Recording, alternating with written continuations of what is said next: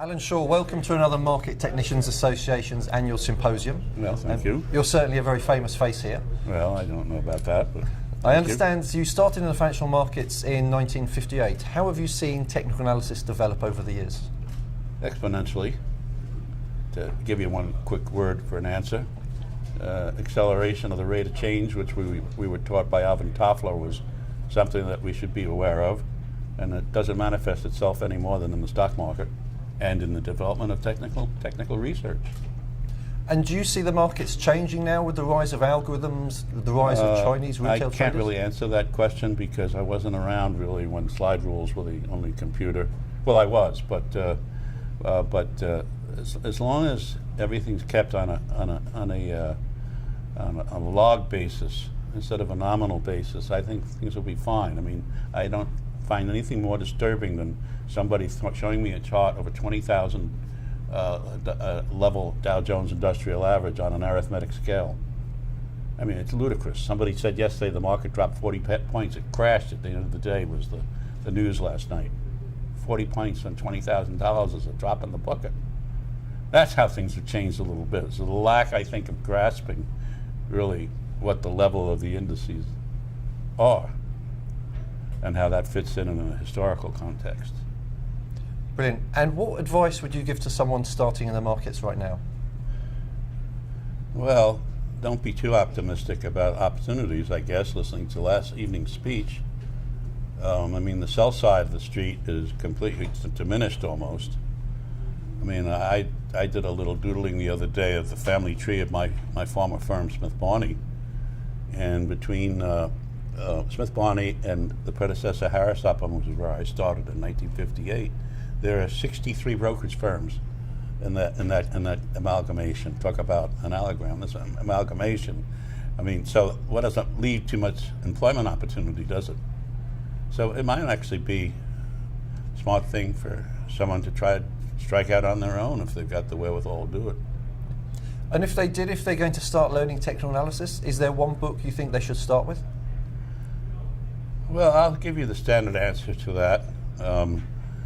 I think as far as real hard copy books are concerned, you've got to have been a student of, well, actually, it's not a book.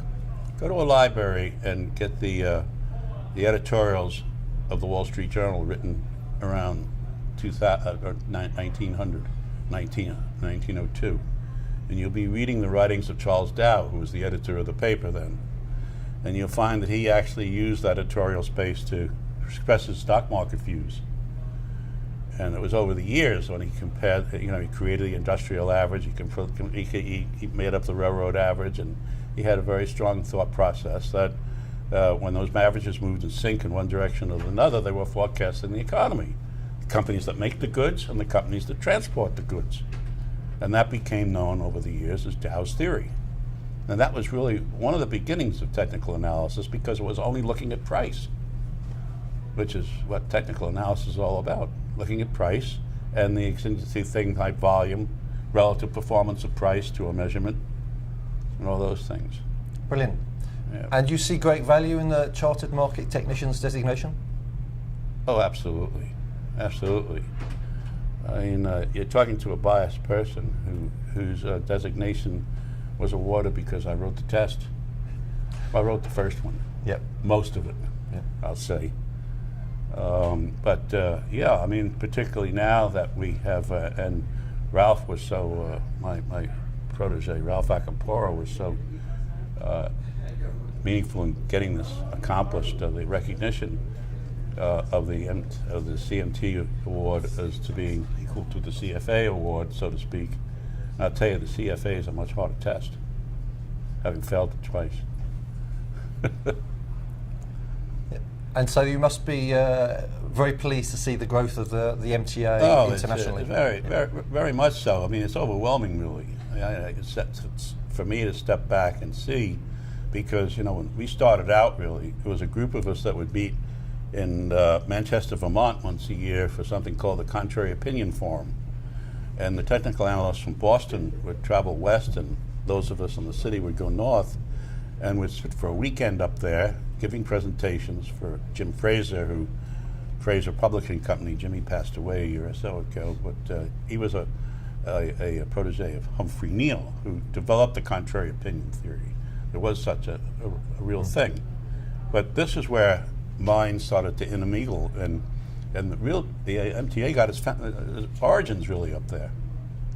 And then they started here in the city. I was a little hesitant in the beginning because I remember when a group of us, there were like 4 or 5 of us who were practicing for sell-side firms with written publications back in the 60s. And we'd get together at Fusco's Bar over here, and after the 3rd beer, we'd be calling each other different names, you know. Hey, that stock's not going to go up. You got the chart upside down, you know. And I said that was not very professional. So when the seeds for this group started to be planted, and Ralph was very avid in that regard, and he was working with me, for me at that point in time, and I said, you go with it. And obviously I backed it as far as I could, and I was very proud to be the 2nd president. But where do you go from here, though, really? Yeah. I founded the chapter in Singapore, Malaysia, and the Philippines as well. I can tell you it's just getting bigger and bigger and bigger. Well, what amazed me, aside from being on the equator when I first went to Singapore, was the fact that, my first client that morning came to the meeting all red-eyed. And it was a young chap with his computer in front of him, and these things were just in the process of being manufactured at that time, and his eyes were all red. He was up all night trading Forex, you know? Yep. And with all these moving averages and lines and stuff, and I said, you guys are a lot more advanced, it seems. I mean, you actually newspapers here that have candlestick charts in them, where the Wall Street Journal is lucky if it treats us to a low bar graph in the last page of the industrials, the transports, and the utilities. That's all we've got. The newspapers over there had whole pages devoted to different types of charts. Yes, indeed. And I think the growth now is moving towards China, so it's becoming very popular. But at that point, Alan, thank you very much for taking the time to speak to us. Well, my pleasure, very much. Thank you very much. Yes, okay.